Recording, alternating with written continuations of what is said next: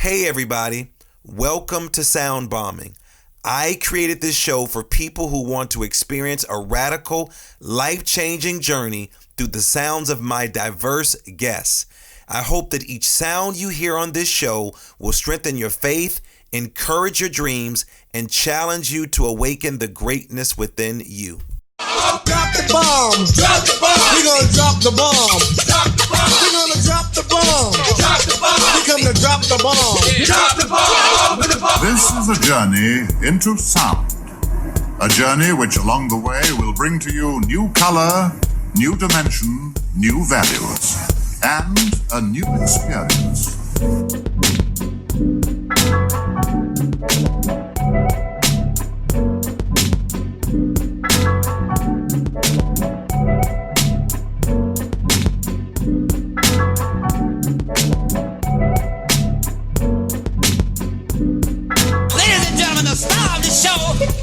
Lamar Darnell Shields.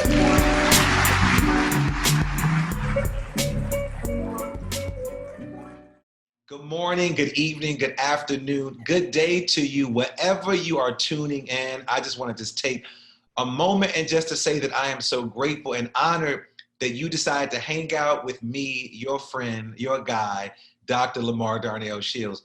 As always, I am humbled that you spend some time with me. There's some people who don't want to spend time with me, but you decided that something attracted you to the station, that you got me on Zoom, that you got me on Stitcher, that you got me on Google Play. However you arrived here, that does not matter. Your journey is with 1,000 steps, and you ended up on my doorstep. So I'm thankful and honored that you just, as they say, count it all joy to hang out with me today. And so as always, I have an amazing guest, but thank you for tuning in last week. We had a great time. And not because of me, it's because I bring on some amazing people. And I'm hoping that you took notes, and I want to give you a minute right now. Grab a pen and a pad, something to write with, because today is going to be like any other day, that I'm going to wow you. Well, not me. The person I'm going to bring on is going to wow you. I don't do anything special, but press a couple of buttons and listen to what my engineer and my producers tell me, because they're a little smarter than me. I guess people just like the voice, and maybe they like the way I dress sometimes, but I don't know what it is. But whatever it is, we are here today. And if you're new to sound bombing, hey, welcome to the community. If you're an old head, if you're an OG, if you're an old bomber, and bomber is about healing, you know what time it is. It is time for our 3 breaths, and we do our breaths to set the foundation for our work today, because I don't know what type of energy that you might be bringing into my technology. You don't know what type of energy that I could be bringing to your technology, and so what we do is we bring in a breath. So find yourself in a comfortable position, whatever comfortable position that you feel, but not sleeping, okay? So maybe put your feet on the floor, your palms facing up. As my 3rd graders used to say to me, Mr. Shields, sit up, sit back, roll your shoulders back, and relax. And we're gonna go inhale. And then we're going to exhale. We're going to inhale through our nostrils. We're going to exhale through our mouths. One more. Inhale. Pause 3 seconds. And exhale. Thank you, sound bombers. What do we call that? We call that the breath of life. These days, we are learning more and more about the adverse effects of child trauma or trauma on many aspects of our mental and physical health and our well-being. Science seems to be linking early trauma to everything from back pain to depression. In an interview with Oprah Winfrey, yes, the great Oprah Winfrey, she was on 60 Minutes, psychiatrist and neurologist Bruce Perry talked about the effects of childhood trauma and on the effects on adults and also on young people. And Perry said, if you have developmental trauma, the truth is you're going to be at risk for almost any kind of physical health, mental health, social health problem that you can think of. And if you know anything about me and the work that I do, we study the ACEs, and we'll probably talk about the ACEs because it has a lot to do with what happened to us in our childhood and how it affects us as we get older. Well, what I know is unresolved trauma can haunt us throughout our lives in many ways that often don't seem direct. As adults, we may attempt to forget or gloss over the past, or we may think, my childhood wasn't that bad, or many people had it worse than I did. We don't realize that these old wounds can have all kinds of physical and psychological effects. When we don't deal with our trauma, we carry it with us. Yes, we do. As my friend Erykah Badu in her song, she said, "Bag lady." We carry our stuff in our baggage. And we haven't made sense of our story, and therefore our past is still impacting our present in countless invisible ways. It influences how we parent, how we relate to our partner, how we feel, think, and operate in the world. Well, our next guest, Maureen Pelton, will tell us how to deal with unresolved trauma and why embodiment and heartfulness is useful to this process. Maybe some new words to you all that we're going to be introduced to some. Some folks are familiar with this. She will talk to us about what it means to feel the range of our body experiences fully and to stay in touch with its vibrancy and meaning. And as an expert on heartfulness, Maureen defines it as transcending human conditioning to move beyond material limitations, cultivating the deepest experience of love through connection to source. Who am I talking about? Well, I just said her name, but let me just talk about it a little more. Maureen Pelton is a co-founder of Shift It Institute and a pioneer in the field of embodiment, aligning our true nature, attuning our highest potential, and holding space for divinity. I love that. She has a Master of Science in Social Work. Her 35 years of professional experience includes integrative psychotherapy, transformational coaching, consulting to over 150 organizations, training healthcare professionals, facilitating workshops, and leading spiritual retreats. She was the host of the Learning Well talk radio show and taught courses at the Integrative Health Education Center at Normandale Community College. Maureen has created curricula and taught at the University of Minnesota through the Center of Spirituality and Healing. Maureen continues to expand her consciousness by integrating a variety of modalities, which include quantum neurological reset therapy, eye movement, disintonation of reprocessing acceptance, and commitment therapy, the emotional freedom technique, touch for health, energy medicine, navigating the soul's journey, igniting the creative spirit, professional training with the Center for Mind, Body Medicine, Heart Math, and nonviolent communication, homeopathy, yoga, meditation. She has been mentored, and she has mentored tons of people all over the country, but you may be familiar with her because her husband joined me in the bomb shelter. And we talked so much about her that he said, you need to bring her on the show. So Maureen, welcome to Sound Bombing. How are you? Thank you. Thank you so much, Lamar. That was such a great introduction. You made me sound so fabulous. You are fabulous, because every time I said something to your great husband, yes. He said, that sounds like my wife. That sounds like my wife. My wife would say that. You know, she would do that better than I would. And so it felt so good to hear a man elevate his wife in such a pristine, professional, beautiful, and poetic way. And it made sense to bring you on because he kept saying, my wife is so much smarter than me. Now, if you're smarter than anything this guy said, you must be the bomb diggity. So welcome to the show. Thank you for taking some time. I love the glass. I love the frames. You are so fly. I just love the whole look. And so thank you for joining me. So how are you doing? We got COVID-19, we got politics, we got health scares. How are you doing? Thank you for asking, and thank you for having me on your show. I'm doing well. You know, that's an interesting question, because in the big picture, I'm doing really well. I'm blessed and grateful. But on a day-to-day basis, it's a lot. Everything, it's a lot. And, you know, I live in that paradox of both and. So it is an opportunity, it is an invitation during this time to make changes. There's just a lot going on, and living in uncertainty is a lot. Not necessarily for me, it's something I practice. It has a lot to do with surrender, which I learned through my mystical experience when I was 21, but it's a lot for people. And so I've been really busy. And I also just want to say that about my husband, because this is really important, I think, for women to hear. He is authentically, genuinely, how do I say this, grateful to have me in his life. And he does express that. And early on, when he did that, it made me very uncomfortable because of my own stuff around that had been conditioned into me.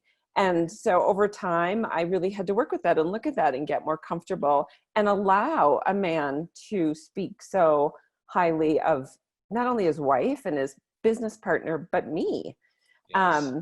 So I've come to get more comfortable with it. But yes, I know he is. Now, I didn't mention your husband's name, so let them know who your amazing husband is. Oh, my amazing husband is Charlie Hartwell, who is leading this field of meditation and mindfulness applications as an investor and bringing them to the masses.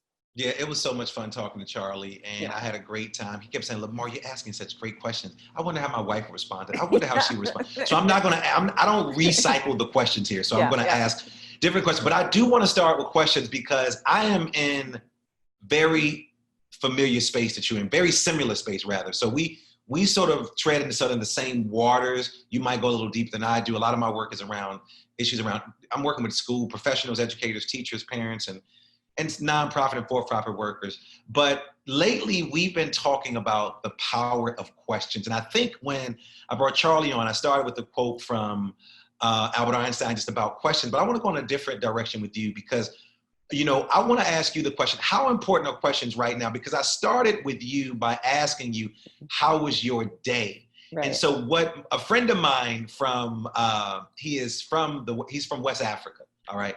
I want to say he's from Ghana, but he lived in Austria and he is a breath teacher. He comes to Johns Hopkins every year, has the coolest job, Maureen. He works with these musicians who play these woodwind instruments. So teaching them how to breathe.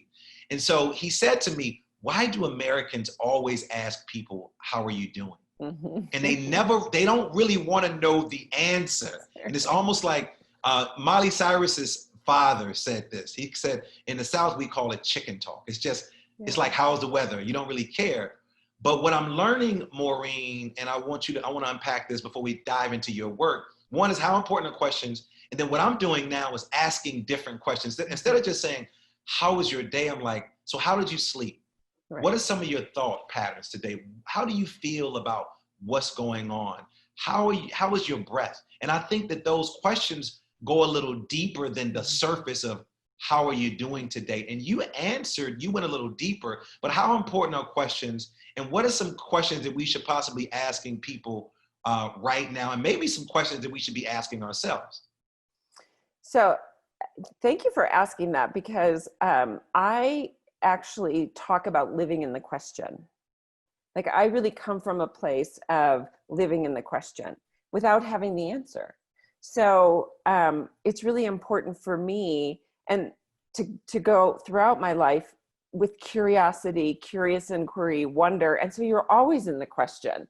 And if you stay in the question and it's a genuine curiosity, the answer is revealed. So the questions are significant to me. And so much of my work is about asking the questions to help people go deeper and deeper and deeper because I don't have the answers. And deep within them, which is my embodiment work, is often the answer. So I think that asking questions is essential. And one of the important questions that I advocate, and this comes out of nonviolent communication, is what do I need and what do you need? Mm-hmm. Like this is so significant right now, everywhere, all the time. What do you need? Because we can't assume to know what other people need. Often we project our needs onto them. And we want to be asked what we need. We don't want people to think they're, make an assumption and think they're knowing what we need and trying to help us when it's not what we need. So if I could get humans to just ask that one question to themselves regularly and to others, that would be huge. Because we don't do that. I like how you said humans. It's interesting. I went for a run today and my neighbor had a banner about the 2020 election. And she says, I'm voting for any sane human that makes good decisions. And so you just say, if I can get humans to ask those, and I appreciate that. I just had to think about that because as soon as you said it, I thought about me running past my neighbor's house and I saw that sign that sort of resonates with me. And I'm glad you said it because questions are important. You know, speaking of that, what are some questions that you're asking yourself currently with the state of what's happening around racial injustice, what's happening around violence, what's happening around with this COVID pandemic, what's happening with health disparities, what's happening with the state of education? I mean, I can go on and on and on. What are some questions have you started to ask yourself? Because again, we're looking for people like you, all of these spiritual teachers and leaders, and we're looking for you all. And I know we should really be looking at ourselves, but I know my listeners will want to know, well, what is Maureen asking herself? So you ask the questions that we should be asking one another. What are some things you're asking yourself presently? Well, you know, when COVID started, the first question I asked was, how can I be of service? Because I'm really concerned about the healthcare providers. I'm really concerned about capacity and what it's doing to healthcare providers. And I've worked a lot with healthcare providers. So my first question is, how can I best be of service? So, because I'm not on the front line. So how can I best be of service? And that was one of the questions. And then in terms of racial injustice, I've been working for some time and serve on boards that specifically are dealing with social justice. And the one board, Ultraviolet, we specifically are a rapid response national organization around women's rights, but really focused on women of color rights. So this is something I've been talking about for some time, and I'm from Minneapolis. So white privilege, injustice, and always spouting off about it because I use my voice. And what's happened, interestingly enough, is since George Floyd was murdered, all of these people in my life, personally and professionally, who obviously have been listening, are asking me, what can I do? Because they know I've been speaking about it for so long. So what's been interesting is I'm getting all these questions from white people, privileged white people. What can I do? And I don't have the answer, right? I don't. I'm a privileged white person. I know what I'm doing. And so referring them to Black Lives Matter and to books and to authors and to Ultraviolet and to the organizations that are trying to educate people. I mean, that's the thing we can do more than anything, is educate ourselves. And that's part of what happened with me in my process, because I started yoga and meditation 35 years ago. And when you are really practicing and growing and moving beyond your conditioning and staying with that, you eventually get to this point, which is what happened to me about 15 years ago, where I was like, I have to use my voice. I have to stand up. I have to speak. Because I have it, but also because I'm privileged. And that's when I really started getting involved much more in social justice and advocacy. So looking around and asking myself, what can I do? How can I participate? What difference can I make? And I don't have the answer for people. But what I am saying to most people who are asking me is, you've got to educate yourself, and you've got to start asking yourself what you can do. So it's interesting you said that. I got to go back to my neighbors. I'm running down the block again and I see a sign. Signs, they're just all over the place. And one of my neighbors says, white silence is a form of violence. And so it's interesting. I see one about the presidential election, and then I see another one that says white silence is violence. And I'm so glad that you said, first of all, we both are from the Midwest. Shout out to the Midwest. I'm from Chicago, Minneapolis. And how ironic, and I don't believe in a coincidence, that the Floyd situation took place in a place that you lived in. And I love where you took ownership and said, as a white woman, I have a level of privilege. We all have these privileges. As a male, I have privileges. As a male of color, as a male who has a college degree. So we all have these privileges. But what I love that you said is that I don't have all the answers. And I think a lot of times we expect, even as parents, our children come to us because we have this parenting degree that I think most of us probably flunked out of that class, to be really honest. Like most of us probably would have been kicked out if we were being graded, and even graded on the curve, Maureen, because we struggle with certain things. But the reality is the fact that you just said, I don't have all the answers. And I think that that's probably the best way to respond. One of the things that I've been teaching young people, and I've been teaching teachers in this space, is it's the power of 3 letters. YET, the power of yet. And it's like, I don't know that yet. I don't have the answer yet. And so Maureen, what that says is that says that I'm working toward something. And to hear you say, I don't know that, but people are coming to me. And it's the beautiful part is you've been doing this work for years, and all of a sudden now people think that you are like the guru, or that, you know, like for example, I'm in the health space. Right. And so I've been a vegan since 93. My hashtag is meat free since 93. And it's interesting where unhealthy people, they talk bad about how I'm eating and all that. But when the flu season comes around, Maureen, and it's cold, they're like, hey, now what was that herb that you were taking for, and what was that pill? And you said how many, but I don't food shame them. I don't do those things, but I do in the back of my mind, I'm like giggling just a little bit when it comes to that. So we have so much, there's so many things I want to ask you, but before we get into the work around trauma, I want to talk about a word that sort of kept popping up in your work, and it's the word quantum. And I want to talk about quantum physics. Can you explain the concept of what quantum physics is to our listeners? And then I want to come back and talk, what is the role of the observer in quantum physics as well? Well, I don't want to disappoint you, but I can't really explain quantum physics. I don't feel qualified to do that. Because you talk about quantum neurological reset therapy, which is sort of in that. So let's talk about that concept. Then. Yeah. Why? Well, so this kind of is beyond. So there's the quantum physics and quantum mechanics and all of that, which I know a little bit about, but I wouldn't want to speak to. What I really know more about is quantum in terms of the experience. Yes. Mm-hmm. Okay. So not all the mechanics, logistics, but the experience. So I had a spontaneous mystical experience when I was 21. And I've had many since, but it changed everything for me. And it made me know that I'm an energetic being in physical form having a human experience. And that is quantum to me, because we are all connected. And although we have physical form, we are so much more than our physical form, although our physical form is very important. So with quantum neural reset therapy, and the reason that I love it so much is because it is a specific protocol and a reset to our nervous system, our hypothalamus system, our adrenal system, our emotional pathways.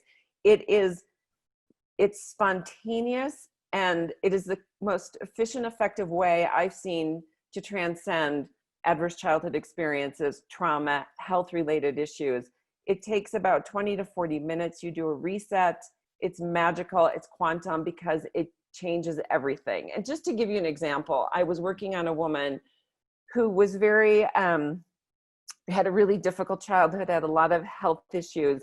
We did a reset around some abandonment and resentment and something that happened when she was 5 with her mother. And the minute the reset was done, her phone rang. I had no idea. Her phone rang. She started to cry. Long story short, it was her teenage daughter who she'd been estranged from for a year because of this abandonment thing. And the daughter immediately called her and wanted to talk.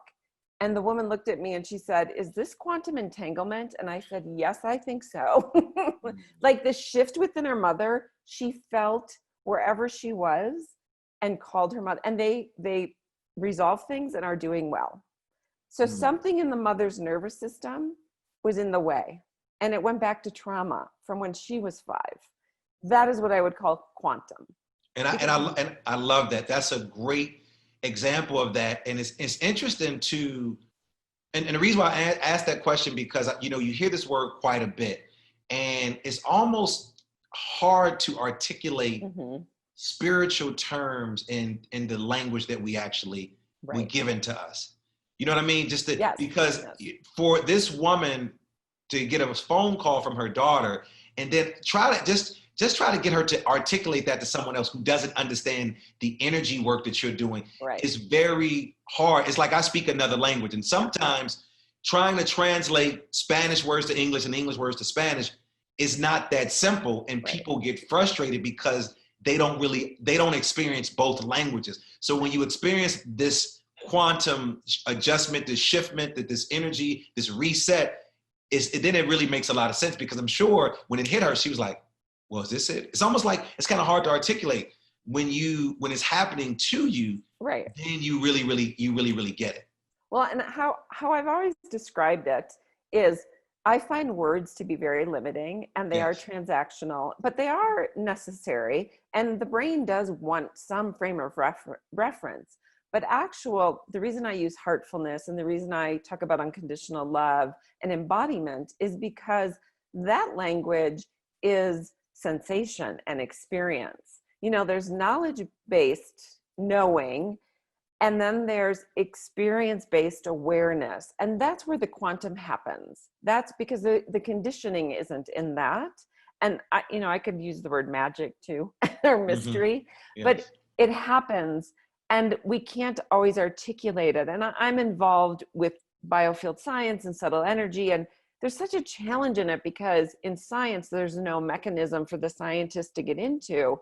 And yet there's enough science to show the efficacy and that there's something happening. But since we don't know what it is, no quotes, we don't value it in the same way.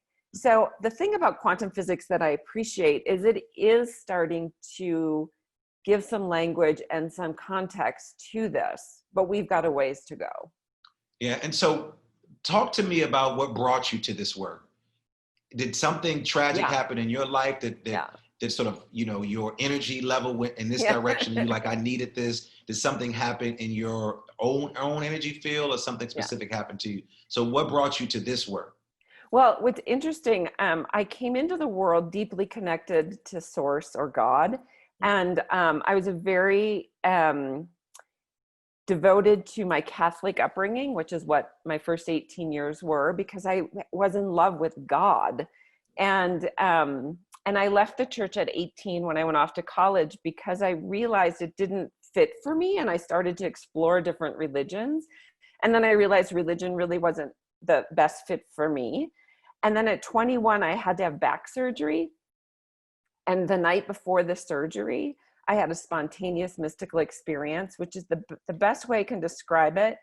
I have since learned that, you can take psychedelics to make this happen, but I had no drugs. What happened was I was going to bed. I knew that the next day was going to be quite scary and uncertain. And there was a chance, there were so many outcomes, like I might not wake up, I might be paralyzed. I mean, there were so many possibilities that night as I was laying in bed, getting ready to go to sleep, I had this experience of, because of my spiritual life, I had this experience of what I call surrender or turning it over, where I literally with every ounce of my sense of being surrendered and put myself in something greater than me, said, I may not wake up, I may be paralyzed, whatever. I completely let go. I am not in control. I am powerless. I am choosing to have the surgery, and I let go. And all of a sudden, I just went into this spontaneous mystical experience. I dissolved. I was in the oneness. I met this being of unconditional love. I was downloaded with all kinds of information. I woke up the next morning in joy, ecstatic joy. And I was flirting with the nurses. There's this really cute young nurse, male nurse I had. I was being really playful, and they were serious, like, did you take drugs? I said, no. They're like, nobody goes into surgery like this. I went into surgery. The doctors were like, are you on drugs? Nobody comes into surgery like this. I was in so much joy. I came out of the surgery. I came out of the anesthesia, was in so much joy. My recovery was really quick and miraculous, and my life changed forever. And I knew in that experience that I would be in service to this unconditional love that I experienced, which is what I've spent my life doing. I was going to go to law school. Instead, I went to graduate school because I needed to study human ecology, the social sciences, spirituality. I needed to find a context for my experience. It led me to yoga, meditation, and all kinds of modalities to really understand what I experience as being an energetic being in physical form, having a human experience. and then using those gifts and working with people and organizations and helping people move from their head to their hearts and really start to have an experience of embodiment versus the conditioning of our ego or our intellect, which then led me to working with a lot of trauma. So we talked about the power of words, and you said words can be limiting. Mm-hmm. How did you, or were you able to articulate what you had experienced, this spontaneous mystical experience and awakening? How were you able to articulate that, or did you articulate that to someone, or did you just start doing the work? And when I say doing the work, explain to us what you specifically did following this experience. Yeah, no, I didn't tell anyone because I thought that they would think I was crazy. I should back up and say when I was young, I knew I was a little different and had some mystical abilities. And I had asked my mother when I was in 7th grade if I could see a psychiatrist because I was confused about these experiences I was having. And she said, no, what would people think? Because, you know, image is important. Now, actually, that was a gift because I don't think going to a psychiatrist and telling them what I was experiencing would have been helpful at that time. Maybe they would have put me on medication. I don't know. So I was kind of used to being different and having these experiences. So when this happened, I just kind of did a lot of praying. I read a lot of books. I started searching. I found a therapist afterwards who was amazing. She actually right away said, you have some special gifts. Like you said earlier, you know, that nothing happened, you know, everything happens for a reason. And somehow I found her, and she's probably what the touchstone that changed my life, because she believed in my gifts and she believed in the path I wanted to walk, and she supported me in doing that. And I only had 10 sessions with her. I mean, it wasn't long-term therapy. But then I went on after graduate school, and that's where I just dove in. You know, I tried Unity Church. I studied Course in Miracles. I was doing yoga and meditation and Hakomi. I don't even know if that's around anymore. And everything. I just was studying everything. What my husband would tell you, I'm addicted to learning, but I was studying everything to find context, but also it helped me in my own work, right? Like one of my first jobs as an integrative psychotherapist, we had live supervision, which meant behind a one-way mirror, my supervisor was watching me with a family. And this young family came in, a family of color, a single mom with 3 kids, and the 13-year-old boy was wetting the bed. And they didn't know what to do. And I looked at the mom, and I just knew this. I looked at the mom and I said, you know, you're doing a lot. You're raising these 3 kids. You're working. How are you managing your stress? She said, well, I come home. At the end of the day, I make dinner and I have a drink of alcohol, right? And I said, could you, while we're working together, just not do that? Because I just knew. She wasn't alcoholic or anything. Mm-hmm. It was just her way of relaxing. And she said, yes. And the next time they came in, she hadn't drank, and he stopped wetting the bed. And we met a few more times, and he stopped wetting. And what we discovered was he felt like he had to be the man, and she was, right? And so my supervisor said to me, how did you know that? And I said, how? And I said, I just knew. And a few other things happened. And then he sat me down. He said to me, look, you have to tell me how you do this. Like what? I'm like, I looked at him, I just said, it's my intuition. And he was like, I don't know what to say about that. Yeah, because, you know, we're talking about, you know, spirit versus academia, books, research. And if it's not written down in a research and it's not a white paper, then it doesn't make any sense. Right. And wow. I just was like, I just knew. And it was miraculous. And this family only needed a few sessions, and they went on and they were doing great. So, you know, I finally found some different teachers that I started studying with all over. And I still continue. Like right now I'm I'm working with horses. Mm. And I'm working to help heal them, their rescues, but they're healing me. Like, it's not one or the other. Yeah, you and I have that in common. We both are like if somebody could pay me to stay in school Yeah. without paying student loans, I would definitely do that as well. And so I know the bulk of your work is centered around trauma and helping people overcome some of the challenges. Can you, and I do a lot of the work in trauma-informed care. Actually, next week I'm going to be doing a session with a bunch of teachers. But can you define for our audience what is trauma and how does it differ from post-traumatic stress disorder? And then what are some of the signs that someone is dealing with trauma or experiencing? How can they respond and react? How should they be reacting to it? Yeah. So that's a really good question. And how I would answer that, and you actually said it earlier, is I have a very broad definition of trauma. I think just about everyone has trauma, and adverse childhood experiences are ACEs, are huge. So we've got, I've worked with trauma such as rape or, loss. Big one is like loss of a child, or, the whole domestic violence, everything. But really, when it comes down to it, everybody I've worked with, and that's a lot after 35 years, ultimately there's trauma. There's some trauma. And what I've also found out, sometimes it's unprocessed, obviously, sometimes it's unconscious. And sometimes it's epigenetics and what I call intergenerational trauma. And I've seen this a lot with the women. Like, women have a lot, we've had 5,000 years at least of the patriarchy.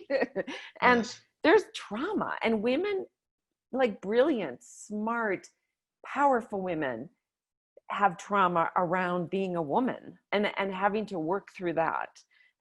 So just about, I really don't know that I've ever known anyone or worked with anyone that doesn't have some trauma. And that's why I'm about trauma, is because it's everywhere. Yes, no, it is everywhere. And I'm sure you heard this fight or flight. Yes.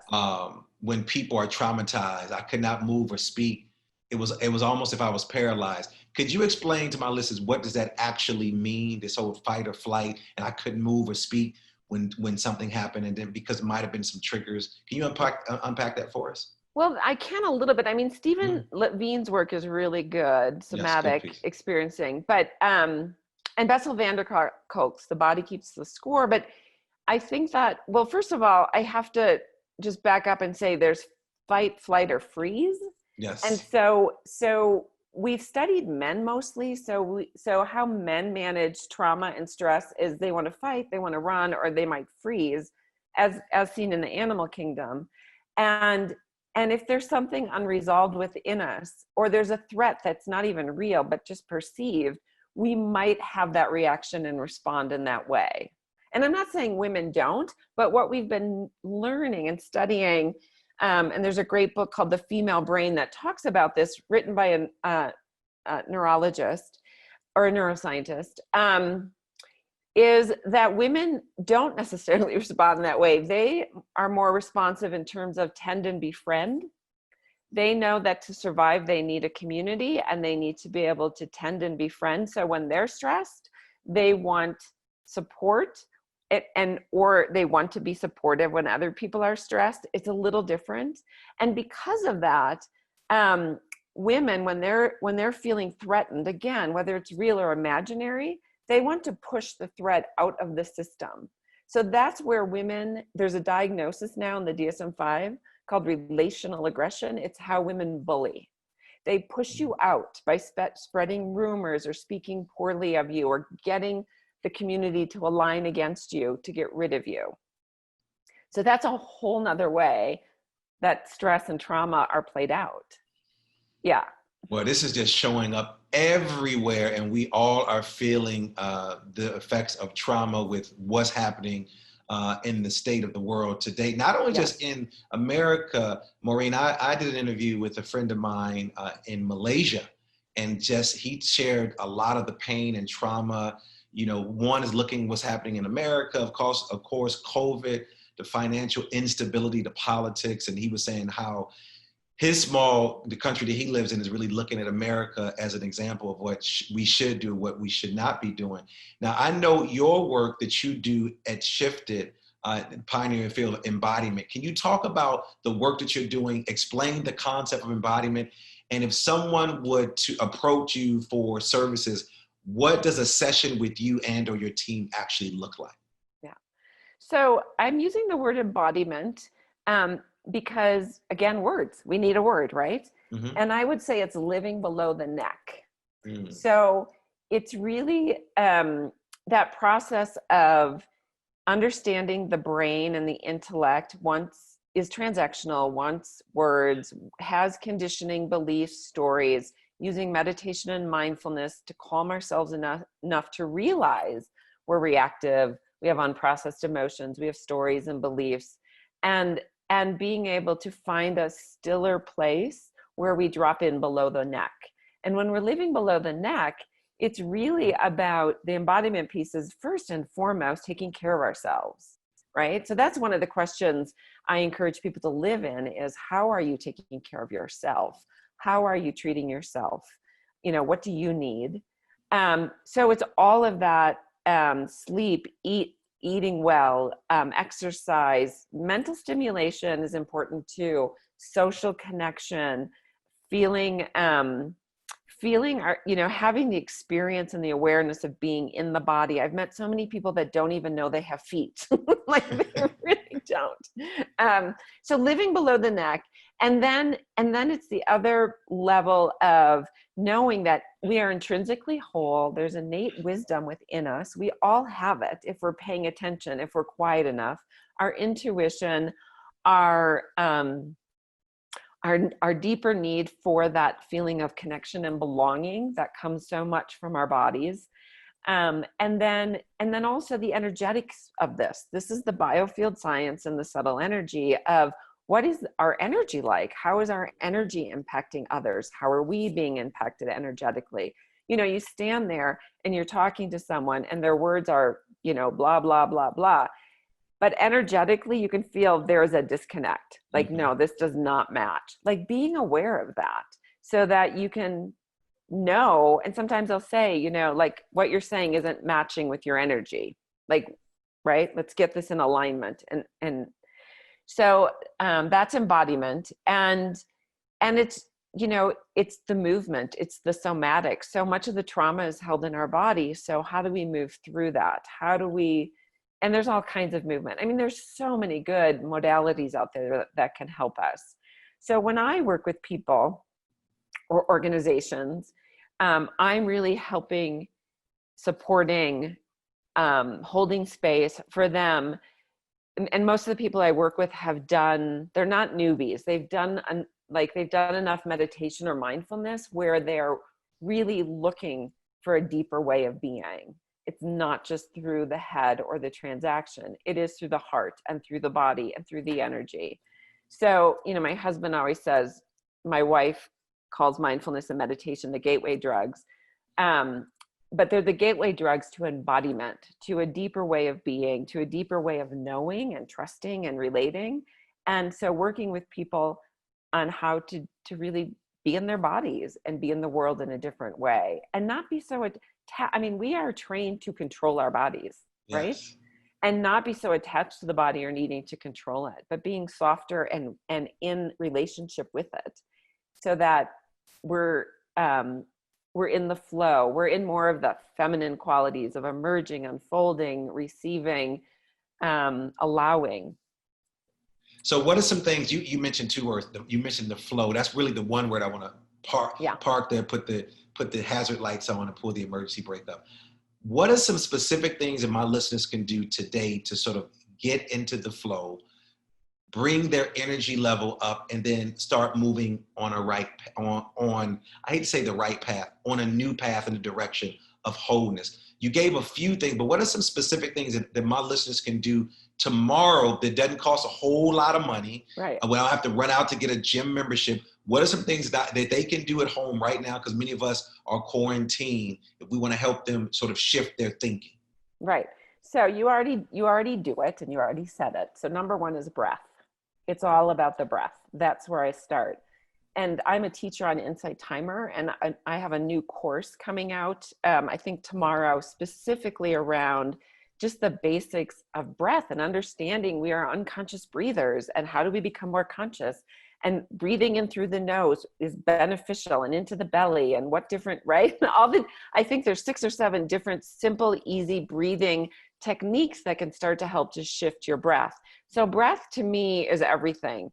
So, tomorrow you can wake up and set the intention that you'll just do 5 minutes of deep belly breathing while you're taking a shower or making your coffee or, whatever, so that you're just breathing. That is number one. And throughout the day, just taking a moment to check in on your breath. How am I breathing? Because we are more trained to be upper chest breathers than belly breathers or diaphragmatic breathers. So changing our breath, I can't tell you, it is significant. And some people struggle with breath because of unprocessed trauma, or it's just hard that, for the body. And so I recommend, music can be very helpful.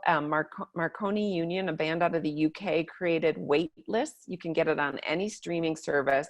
It was studied, and they specifically created it to reduce anxiety, and it was studied, and it reduced anxiety by 65%. And some of my clients have used this music, and they said over time their breath changes because the music is changing their physiology.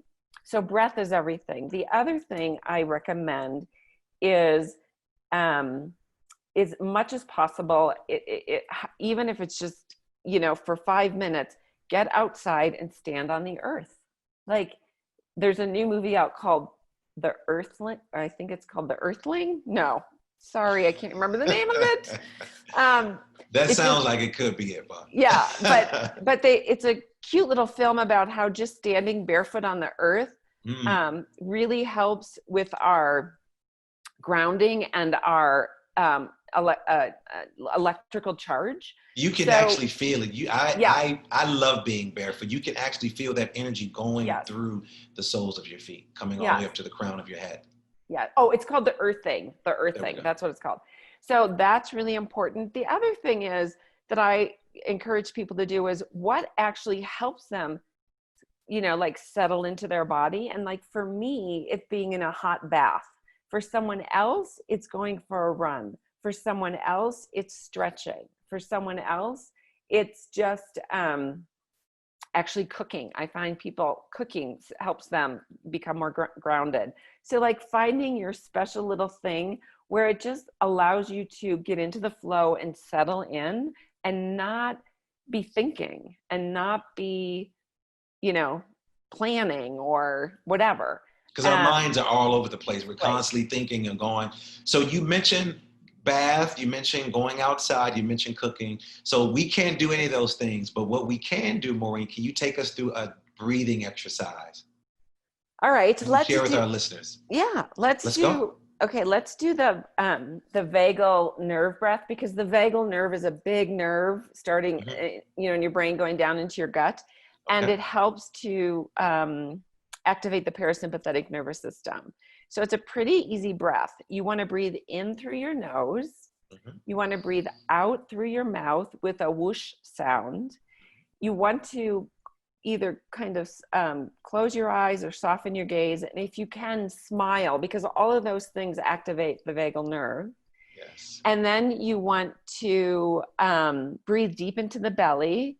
And then the most important thing, and we'll do this, but the most important thing is that the exhale has to be longer than the inhale. So if we're going to breathe in for 4 and out for 8. All right, I am ready. And, sitting, being comfortable, relaxing is important too. All right, listeners, get ready. Here we go. Yeah. So just, if you can soften your gaze or close your eyes, maybe put a small smile on soft smile on your face, and breathe in through your nose into your belly. We'll count to 4. 1, 2, 3, 4. And then out through your mouth with a whoosh sound. 1, 2, 3, 4, 5, 6, 7, 8. In through the nose for 4. Out through the mouth for 8.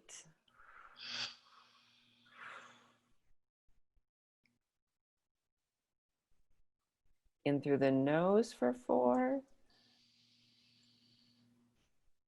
Out through the mouth for 8.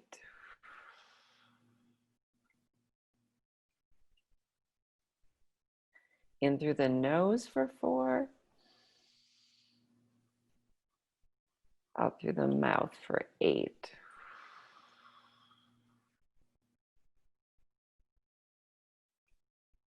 In through the nose.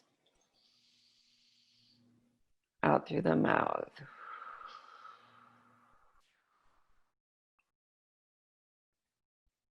In through the nose. Out through the mouth.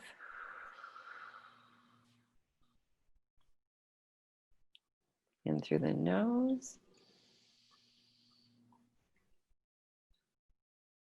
Out through the mouth.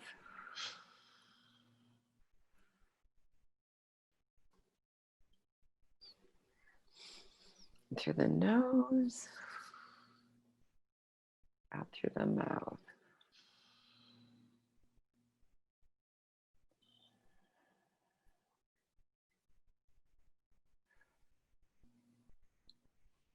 It's also recommended when you're doing this breath, if you can, to think positive emotions or positive thoughts, like love or gratitude or joy. Oof. Thank you. And it's also fun to, because I'm all about play, to try, you know, to try and increase that to 6 to 12 and then 8 to 16. And well, I love it. I feel energized. You know, Sound Bombing community, you know, I would try whatever to help and support you, but not just you, but also for myself, because like you, I'm in a lot of places having a lot of conversations. Maureen, I can talk to you forever.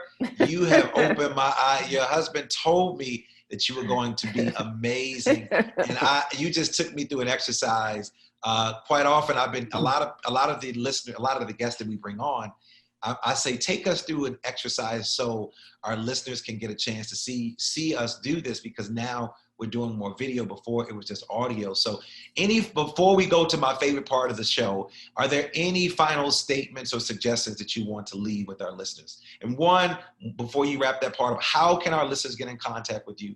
And are there any final statements that you would like to share with us? Okay. Our website is shiftit.com. I am on Insight Timer I have several embodiment practices, and then I will have courses. So you can check me out there. It's free. The embodiment practices are free, and they're short, simple practices. And then, you know, what I think I would like to tell listeners is that I want to remind everyone that ultimately we are all love. We are all the energy of love. It's not an action. I mean, we do caring things. Those are actions, and kind things, but we are love. We are capable of being the energy of love. And how can we, this is the question, like, how can we be in our bodies and in that vibration, in that energy of love, first and foremost for ourselves, and then sharing it, extending it out into the world. You know, just having that intention, just living in that question, it will reveal itself. It will unfold for all of us. And we need it now more than ever to be love in the world. And we do. And I receive all the love that you shared with us. And I want to just thank your husband for just introducing us and sharing the world through his eyes and your eyes. And so I want to thank you for that. But before we get out of here, my favorite part of the show is called the Super Bomb Questions. And these are questions that my audience members tend to ask me that they want to know about the people that I bring onto the show. So Maureen, are you ready? Yeah. All right, here we go. You got this down packed. What's your favorite word? Love. What's your favorite quote? It can be a Bible, scripture, verse, or it could just be a general quote.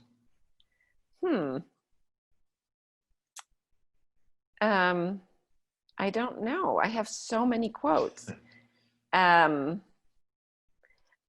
There's a quote, something about, we can't, compassion starts with the self-compassion. I can't remember the quote. Sorry. No, I like, but I got it. I'm sure my listeners would get it as well. What is your super animal? I mean, what is your spirit animal? Oh, the Black Panther. Wow, Black Panther. Yes, Black Panther. What is your superpower? Oh, good question. My superpower, I would say, is my ability to hold space, be present, and really listen. What moves you to tears of joy?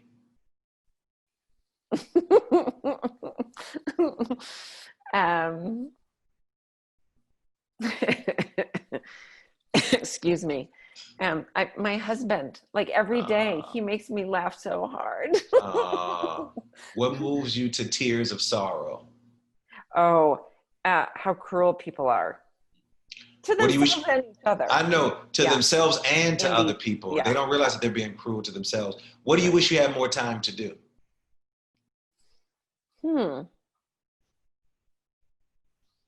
Wow, that's a really good question. I guess right now in my life, hang out with the horses. I love horse. If I can afford a horse, I would ride every day. When I lived in Costa Rica, we lived in a community that had nothing but, it was one car in the whole community, and it wasn't, the car was not in the house that I was staying in, but we went by horseback every day, and I love that. What is the best or most worthwhile investment you've ever made? It could be anything: money, time, energy, etc. And the best investment of my time, energy, and money is in myself. Walk me through your morning routine. Oh, so I wake up, and usually my little 9-pound dog wakes me up. And the first thing I do is drink a big glass of water. I'm a big water person.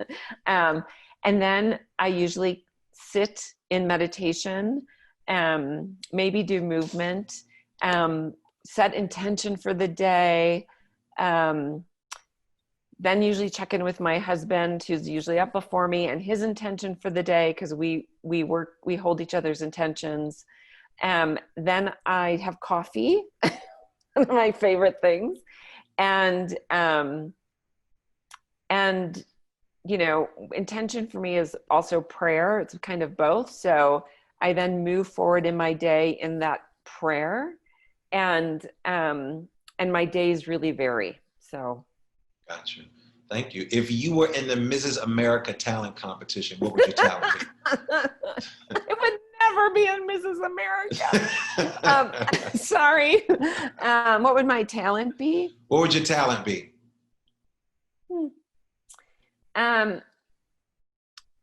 I think it would be, this isn't going to be a favorite for many, but my talent would be that I, can I swear? Yeah. I would kick ass. And that's the word my husband used. Like, I don't put up with any bullshit. So he calls it my panther paw, but like, I would be like, no, that's my, it's like, no, that's my talent. You're so funny. I had an artist on, Jody King, who I love. She is from Louisiana. She's a Cajun girl. That's how she described herself. And she said, "Can I curse?" And it was so funny.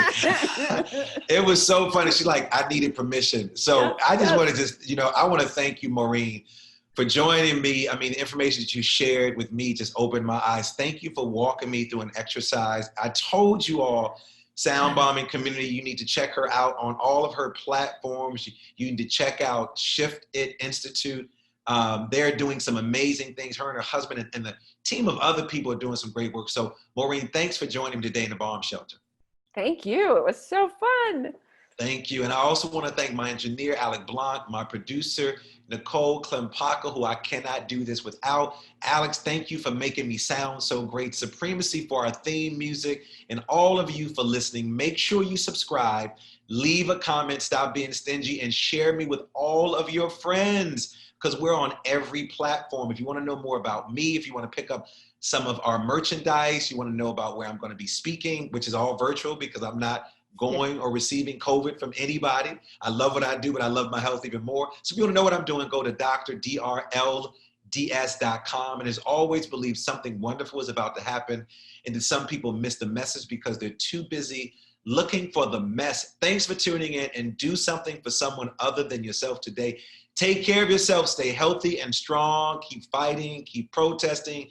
Keep doing loving things to one another. And keep tuning into Sound Bomb. Peace.